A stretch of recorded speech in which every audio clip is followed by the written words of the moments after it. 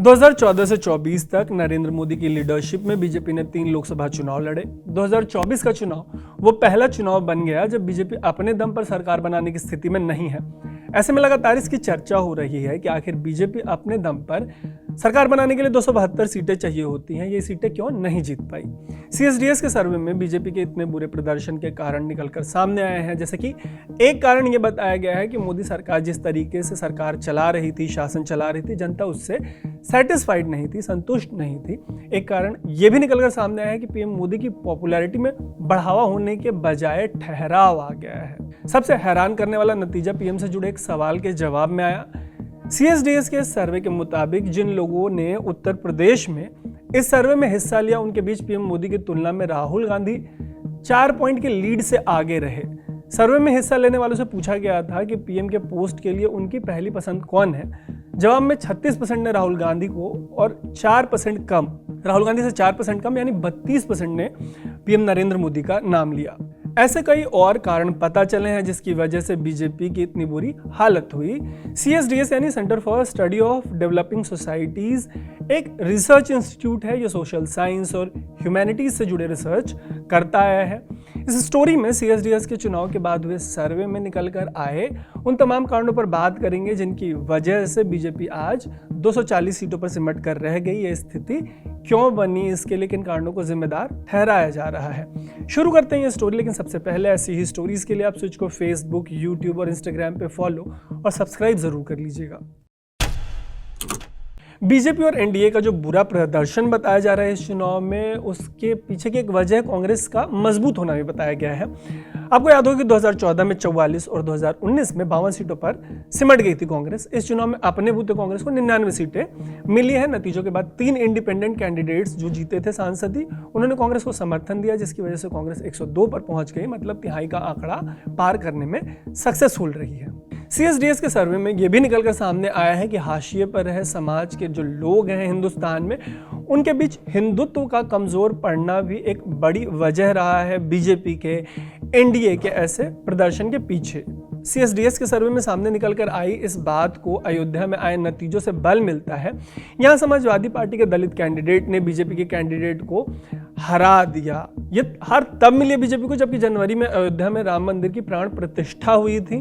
वहीं हिंदुओं के सबसे पुराने शहरों में से एक माने जाने वाले बनारस में पीएम नरेंद्र मोदी के जीत के अंतर में दुगने का अंतर हो गया।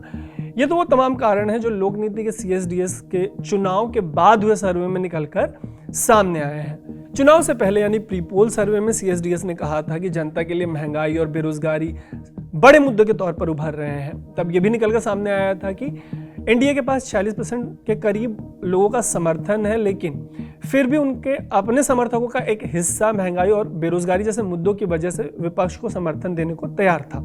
सर्वे किस हद तक सही था, इसका अंदाजा आप चुनाव के बाद एनडीए को मिले 43.6% वोट शेयर से लगा सकते हैं। 2019 की तुलना में ये 1.4 पॉइंट कम था। वहीं अगर टीएमसी यानी तृणमूल कांग्रेस को भी मिला ले तो इंडिया गुट वालों को 41.4% वोट्स मिले हैं। 2019 की तुलना में ये काफी बेहतर है।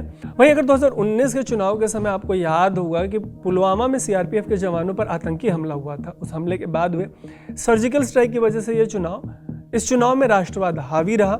इसके अलावा पीएम किसान स्कीम से लेकर इकोनॉमिकली वीकर सेक्शन को जो 10% रिजर्वेशन मिला था, ऐसे तमाम चीज़ों ने 2019 के चुनाव को प्रभावित किया। ये कहना है लोकनीति CSDS के इस सर्वे का। इन्हीं तमाम वजहों की वजह से पहली बार बीजेपी 2019 में अपने बूते 300 पार जाकर 303 सीटें पाने में सक्सेसफुल रही थी। हालांकि इस बार कई मुद्दे पार्टी के खिलाफ चले गए, खासतौर पे उत्तर प्रदेश जो हिंदी बेल्ट के सबसे बड़े राज्य में शामिल है, वहाँ पे बीजेपी की कमर टूट गई। इसकी वजह से उड़ीसा या तेलंगाना में बीजेपी के शानदार प्रदर्शन के बावजूद पार्टी 240 सीटों पर, लोकसभा की 240 सीटों पर सिमट कर रह गई और अपने बूते बहुमत से 32 सीटें दूर रह गई।